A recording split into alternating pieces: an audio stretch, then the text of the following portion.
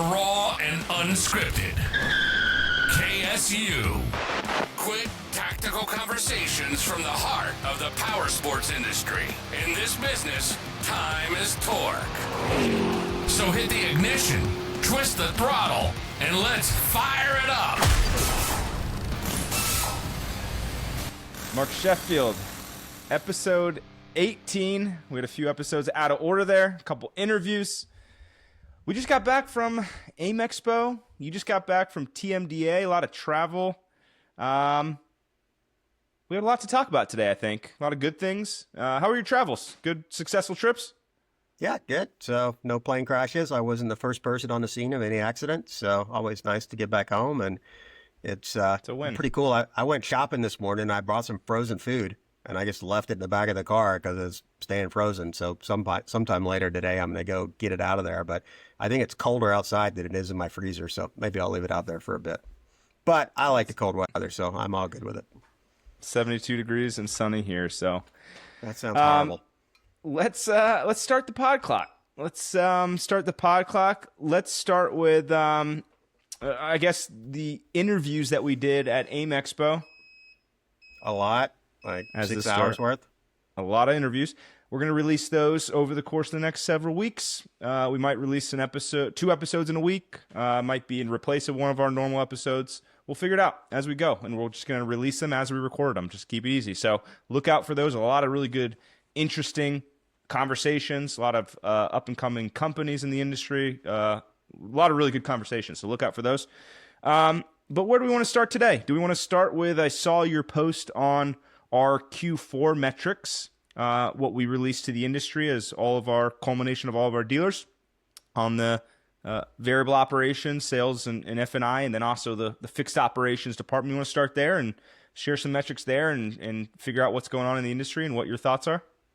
Yeah, I posted them on LinkedIn and kind of pointed out a few things that I thought were interesting, but they're your numbers, so you probably know more about them than I do. So what was your read on Q4? Yeah, I wrote some stuff down here, the highlights. Sales and F&I, let's start there. From every conversation we had at AIM Expo, everyone was a little bit doom and gloom about Q4, numbers being down, units and gross and kind of the entire industry. And we saw that in the numbers that we posted. PVR, or profitability, back-end profitability for units, we saw the number for Q4 at $567 per unit. That's down $87 from the quarter before. So that was a big dip. Profit margin in general, gross margin percentage, Q4 16.1%, which is down 1.3% from the quarter before. And sales that does include F&I, right? That does. Okay. That's total. Sure. Yep. Yep. Absolutely. Thanks. Yeah. Front and back end sales and F&I. Sales per copy, how much average sales gross per deal? We're at $1,305, which is down $415 per unit. That was a big hit. Those are my main takeaways. So in general, a lot of red numbers on that report. Everything was down. Is that what you expected? Is that what you were hearing? Is that what the OEMs are talking about, Mark? Yeah, I think from talking to dealers, a lot of dealers had kind of a strong, last 2 weeks of December, but all the rest of that quarter was a little bit fluffy and not very solid, but that seems pretty consistent with what I've been hearing. And then, I think one of the big issues that we face in the industry right now is that, the people with money on the upper end are still buying, but we are losing a lot of that entry-level customer in the industry right now. And so, maybe those smaller gross deals are not really impacting the financials that much, but it's a lot of units that dealers are not selling right now. And I got to think that that's probably going to continue to get worse. I'm not feeling great about the economy right now. And I don't think many consumers are. I think there's a lot of issues and problems that need to be dealt with.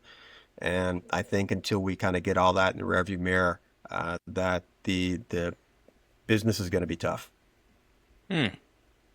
Interesting take. Parts and service. Let's jump to parts and service. A couple metrics I jotted down, some highlights. Customer pay hours per hour, we're at 2.76 for Q4. Customer pay percent of labor sales, we're at 47%. And then a metric we talked about just before this call, customer pay parts to labor ratio, 72% for Q4. Dive into that a little bit and explain why that's important and what goes into that metric, if you would. So on the customer pay side, we're just looking at, if we've got $100 in labor that we've sold to a repair order, what is the total value of the parts were sold to that repair order as well? And I think it's a good number to look at just as a kind of measure of how well your service writers, your service manager, your team over there is performing on potential upsells to the repair orders. And then also that can be heavily influenced by the stocking level of parts as well. If you've got a parts department that's constantly out of items, over time, your technicians will just get to a point where they just, don't replace spark plugs, clean out the air filter, and don't sell them. And so if we start to see that number dropping, then it's something that could be indicative of another problem that needs to be fixed. Years ago when I started doing this, that number ratio used to be 1-to-1 was what we targeted, but we've seen such a big increase in labor rates over the last 5 or 6 years at this point in time that I don't see many metric dealers that even run close to that. If somebody's at 80%, 80 cents to the dollar in labor, I think they're probably doing pretty good at that level. Not to say there aren't some dealers that are higher than that. Right. But I think it's kind of like that line items per ticket number. I think it's a good one to look at. One of the interesting things that I saw over the last 10 years of running 20 groups is we had a lot of dealers who built compensation plans for the service writers that paid them on parts performance to their repair orders. And I can tell you with all the analysis we did on that it never really works. If you, what happens, those pay plans get really, really complex and then your people just don't know how to work them. And I think what we found is that the best plan that works for the service writers is just pay them on the labor sold and, what they individually do on their tickets, or if you want to have a team plan for the entire service writing team, that works as well.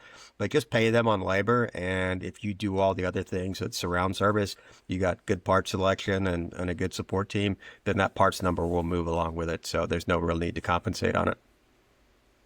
Goes back to what we've talked about so many times, what you just wrote an article about in the Powersports Business Magazine. Gamify it, make it easy, tie your pay plan to that gamified experience, whatever that is, put it in front of them every single day and hold them accountable. I don't think we can say it more times. We will continue to say it, but I don't think we can keep beating a dead horse because you need to gamify it. You need to know where you stand, and every individual needs to know where they stand.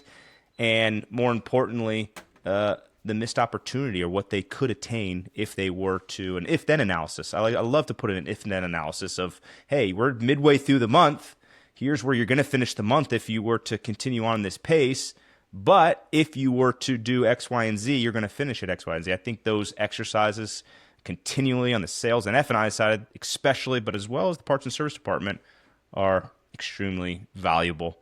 What else? Let's talk about something we talked about, culture in the dealership. You had a pretty interesting take from something that happened to you, something that you were involved in. I don't know if it really happened to you back in late December, but talk about culture in a dealership and what specifically we mean by culture.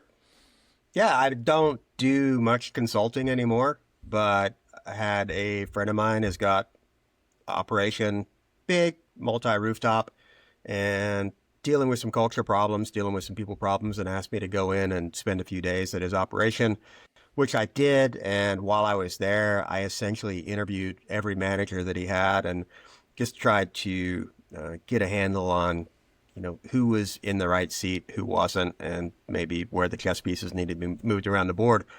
And I thought it was interesting. The last day that I was there, I showed up to one of the locations, got there about 30 minutes early. We were going to have a meeting in their office they had, and so just kind of paying attention to what was going on through the store. Point out here that location only has 14 employees. Of those 14 employees, 4 of them showed up 30 minutes or more late.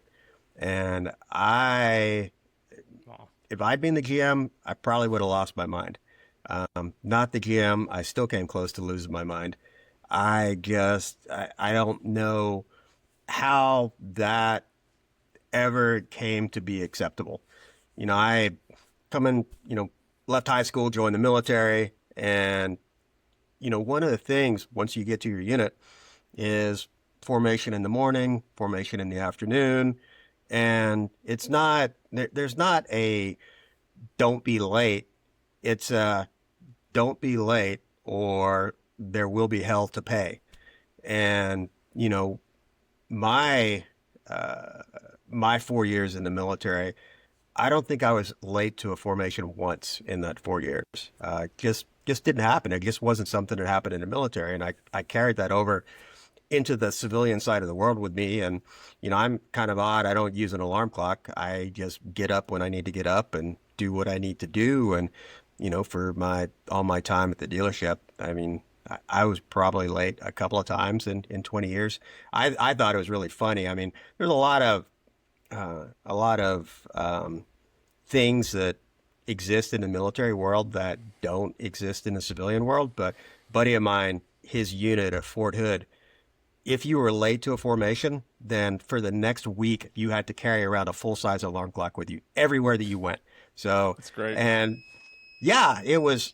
Speaking of alarm clocks, Yeah, I think it was great, and I thought about doing that at the dealership. But yeah, it was a big, oversized, old alarm clock with an extension cord, and you showed up in the morning.